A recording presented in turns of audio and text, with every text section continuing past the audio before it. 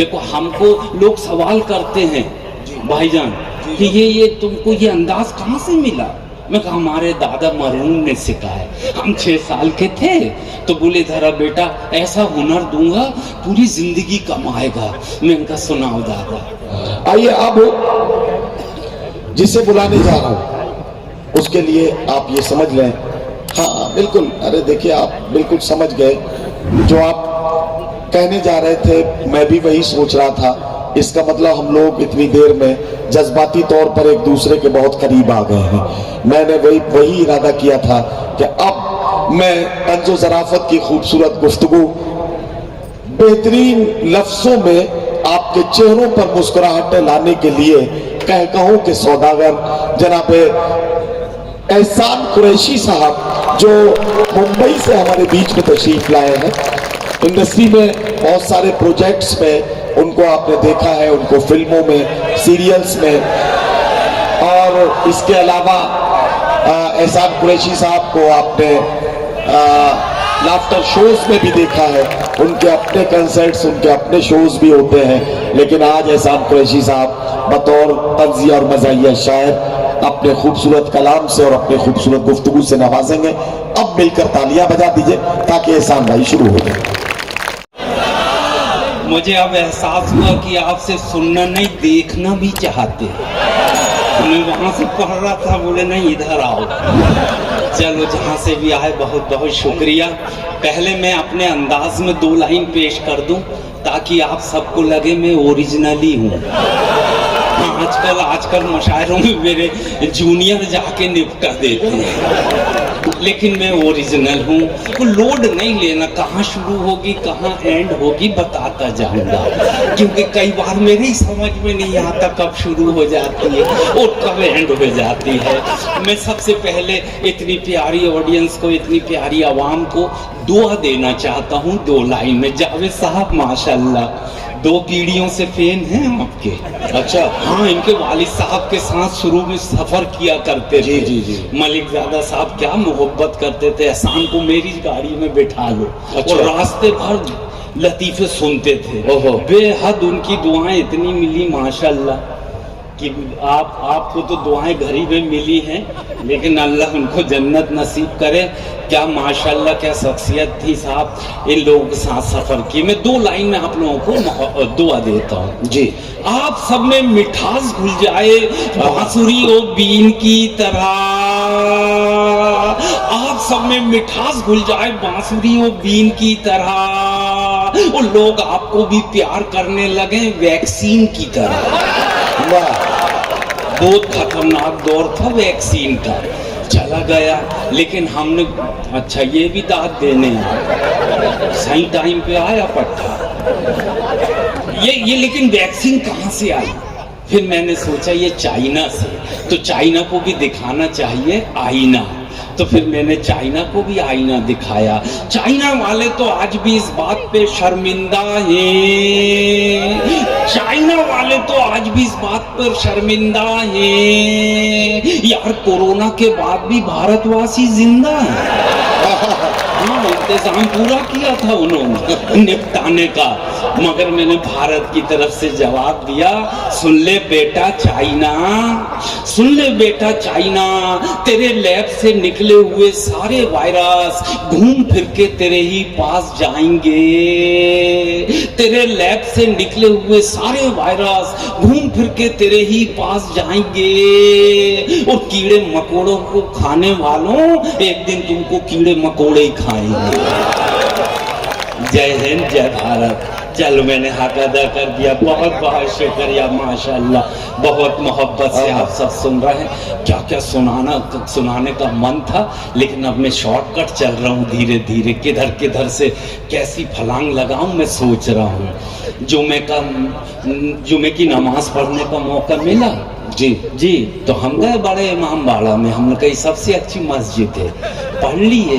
मौलाना साहब की तकरीर शुरू हुई, जो नेक काम करेंगे उसे जन्नत मिलेगी, जो बुरे काम मिलेंगे उसे जहन्नम। जहन्नम में सिर्फ आग आग आग, और जन्नत में क्या मिलेगा अब लिस्ट गिना है। तो एक साहब बैठे थे मेरे बाजू, उनको हुक्का पीने का शौक था। वो बड़े गौर से लिस्ट सुन रहे हैं, हुक्के का जिक्र आता है कि नहीं। उन्होंने बताया जन्नत में मिलेंगी दूध की नदियां, शहद की नदियां, मेवा, अखरोट, बादाम, सोने चांदी के पर्वत, पूरी लिस्ट खत्म, हुक्के का जिक्र नहीं आया। वो बेचैन हो गए।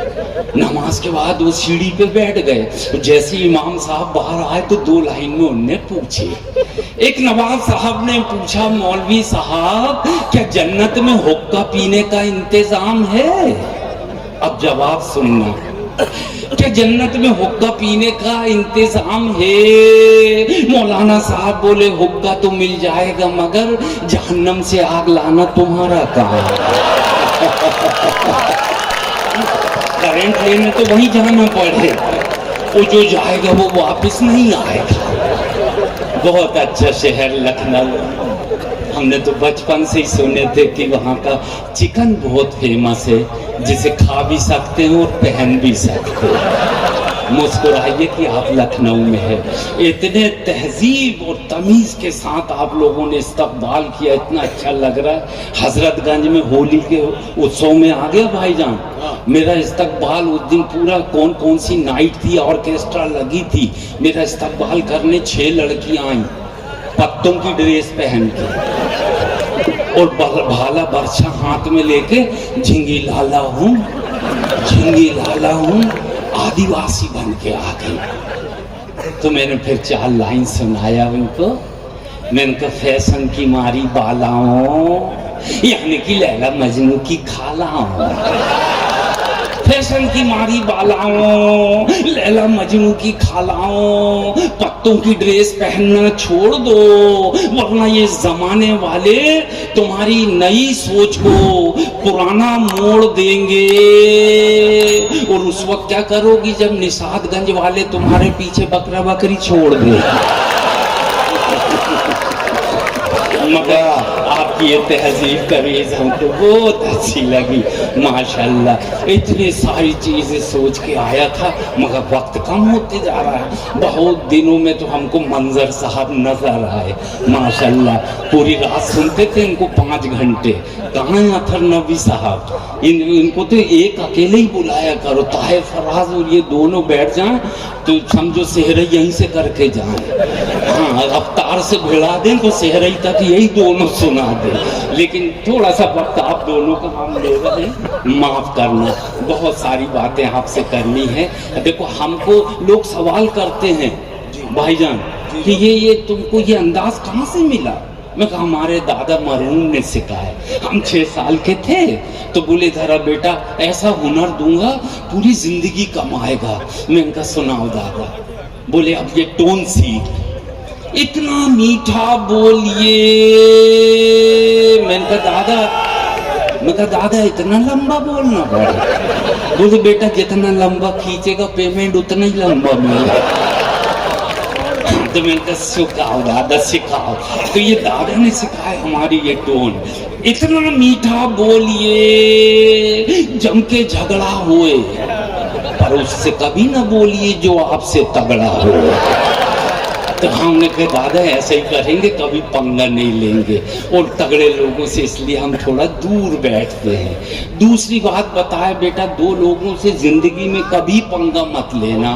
मैं कहा दादा कौन कौन है? बोले एक तो ऊपर वाला और दूसरा डॉक्टर। मैं कहा क्यों दादा? बोले ऊपर वाला नाराज होता है तो डॉक्टर के पास भेजता है। हाँ समझ गए तो वजह तो बताने की जरूरत ही नहीं। हाँ ऊपर वाला नाराज होता है डॉक्टर के पास भेजता है, वो डॉक्टर नाराज होता है तो ऊपर वाला। इसलिए महफिल में कोई डॉक्टर बैठे हो तो दूरी बनाए रहे, मैं उनसे पंगा नहीं लेंगे। भैया हम शुरू में ना शिफ्ट हुए, लोखंड वाला एरिया था। मंजर भाई एकदम टीवी शो आया वो पेट में दर्द शुरू हो गया। नया पानी पिए, 5-6 शहरों में प्रोग्राम किए, इतनी बड़ी फुड़िया हुई। हम डॉक्टर साहब के पास गए। हम कहे डॉक्टर साहब ये फुड़िया है परेशान कर रही है। बोले एक छोटा सा कट लगेगा लेट जा। मैं ऑपरेशन थिएटर में लेट गया। अब डॉक्टर साहब सामने से फूलों की माला हार लेके चले आ रहे। मैं उठ के ही बैठ गया। मैंने डॉक्टर साहब ये माला क्यों ला रहे? बोले बेटा मेरी जिंदगी का पहला ऑपरेशन, अगर तू बच गया तो तेरे काम आए और नहीं तो तेरी तस्वीर में टांगने के काम। मैं वहीं से ही उठ के भाग गया। मैंने इनसे कौन ऑपरेशन करा है? मगर एक मरीज डॉक्टर के पास पहुंचा, बोले सांस लेने की बीमारी है। बोले कैसी बीमारी? बोले फर्स्ट फ्लोर में रहता हूँ, 10 सीढ़ियां हैं, 3 बार बैठना पड़ता है, 2 सीढ़ी चढ़ता हूँ फिर सांस भर जाती है। बोले सुबह कितने बजे उठते हो? बोले सुबह कोई 10 बजे उठता हूँ। डॉक्टर साहब बोले देख बेटा, इस देश में बाबा रामदेव के भक्त सुबह 5 बजे उठ के सारा ऑक्सीजन सोख लेते हैं। हाँ 10 बजे तो कार्बन डाइऑक्साइड मिलता है। बेटा सुबह उठो, फायदा होगा। भैया सुबह दूसरे दिन 3 बजे रात में ही उठ गया और अकेले चला मॉर्निंग वॉक पे। एक मोटरसाइकिल रुकी, 2 गुंडे उतरे, चाकू अड़ाए, पर्स छीन के ले गए। ये फिर डॉक्टर के पास, डॉक्टर साहब आप तो कह रहे थे सुबह उठो, मेरी तो जेब कट गई। बोले बेटा देख, बाबा जी ने बोले जो पहले उठेगा उसे फायदा होगा, वो दोनों तेरे से पहले उठे। फायदा तो उन्हीं को। फांसी पे चढ़ते हुए कैदी से जज साहब ने कहा, फांसी पे चढ़ते हुए कैदी से जज साहब ने कहा अपनी आखिरी ख्वाहिश बताइए। कैदी बोला मेरे बदले आप ही लटक जाए। सारे वकील बैठे इसलिए मैंने कहा सुना दो ये। एक जज साहब फैसला सुना रहे थे, गांव का किसान बोला भाला, बोले बेटा सजा सुनाने से पहले तो अपनी सफाई में तुझे कुछ कहना है। उसने सिर्फ 3 लाइन बोला। बोले हुजूर माई बाप जो कुछ हुआ मैंने सच सच बोल दिया, जो नहीं हुआ वो वकील साहब ने बोल दिया, और जो होने वाला है आप बोल दो। बोले जद भाई जद भाई आज से तू दोष मुक्त। वो मेरे पास आया, बोले मेरा नाम तो रामलाल हरी मुख है, इन्हें देशमुख क्यों कर दिए? बोलने का देशमुख नहीं, तू दोष मुक्त हो गया। बहुत अच्छा 4 लाइन से कैसे हंसी आती वो अंदाज आपको पेश करता हूँ। बहुत सारी फरमाइश है मगर एक नज़्म में मन की सुना देता हूँ, क्योंकि हमको मंजर साहब को सुनना है। मैं तो आता रहूंगा, सुनाता रहूंगा। एक नज़्म सुनाता हूँ मेरे दिल की। जी, डॉक्टर बोला मरीज से तरीके और तमीज से।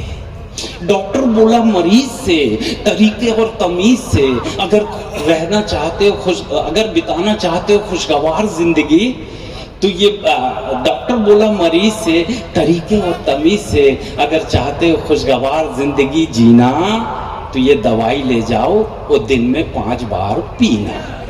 अगर चाहते हो खुशगवार जिंदगी जीना तो ये दवाई ले जाओ, दिन में 5 बार पीना। मरीज था टुन और भी टुन हो गया। थोड़ी देर में उसका दिमाग सुन्न हो गया। अचानक गफलत की नींद से जागा, बॉटल गले में टांगा और सरपट भागा। अब बेमकसद बेमायने सड़कों पर घूमता है, दवाई पीता नहीं, बस दिन में 5 बार चूमता है। बेमकसद बेमायने सड़कों पर घूमता है, अब वो दवाई पीता नहीं, दिन में 5 बार चूमता है। कहना चाहता हूँ इस कहानी की आड़ में ऐसा ही होता है इस संसार में। खुदा की पाकीज़ा किताब को यानी कि कुरान पाक को लोग हाथों में लेकर घूमते हैं, इसका दर्स नहीं करते, बस दिन भर इसको चूमते। वाह, बहुत बहुत शुक्रिया, मेरी अपील अब तक पहुँच गई। तो कहना चाहता हूँ इस कहानी की आड़ में ऐसा ही होता है इस संसार में। खुदा की पाकीज़ा किताब को यानी कि कुरान पाक को लोग कसम खाने के लिए हाथों में लेकर घूमते हैं, इसका दर्स नहीं करते, दिन भर इसको चूमते हैं। कुछ लोग कैलेंडर की शक्ल में दीवारों पर टांगते हैं, कुछ लोग कैलेंडर की शक्ल में दीवारों पर टांगते हैं, और कुछ लोग तो इसको पढ़कर सुनाने का भी पैसा मांगते हैं। वाह, और वो सीजन अब आ रहा है, अगले इतवार से हो जाएगा सौदा। तरावी के इतने लूंगा, बाकी आप समझदार हैं। कुछ लोग कैलेंडर की शक्ल में इसे दीवारों पर टांगते हैं, कुछ लोग इसको पढ़कर सुनाने का भी पैसा मांगते हैं, और कुछ लोग इसे ताकों में सजाते हैं, और कुछ लोग तो सिर्फ ताबीज और गंडे लिखकर ही अपना घर चलाते हैं। तो मैं कहना चाहता हूं जितनी जल्दी हो सके आप सब जाग जाइए, वरना खुदा दूसरी कौमों को जगा देगा और आपके हाथ से छूकर ये पाकीज़ा किताब किसी और कौम के हाथ में थमा देगा। थैंक यू, शुक्रिया। बहुत शुक्रिया जनाब एहसान कुरैशी साहब। एहसान कुरैशी साहब की तंजिया और मज़ाहिया गुफ्तगू और ख़ूबसूरत उनका कलाम, एक नज़्म जो उन्होंने पढ़ी वो भी आपने सुनी, और यही कमाल है कि तंजिया और मज़ाहिया शायर पहले हंसाते हैं और उसके बाद ऐसा सवाल हमारे बीच में छोड़ते हैं जिसका हल तलाश करने में बहुत वक्त लगता है। लर्न ऑनलाइन की जानिब से आपसे बस इतनी इल्तिजा है कि हमारे इस प्रोग्राम को लाइक, शेयर और सब्सक्राइब ज़रूर करें। साथ ही बेल आइकन दबाना ना भूलें, जिससे हमारी हर वीडियो आप तक अपलोड होने के साथ ही पहुंच सके। शुक्रिया।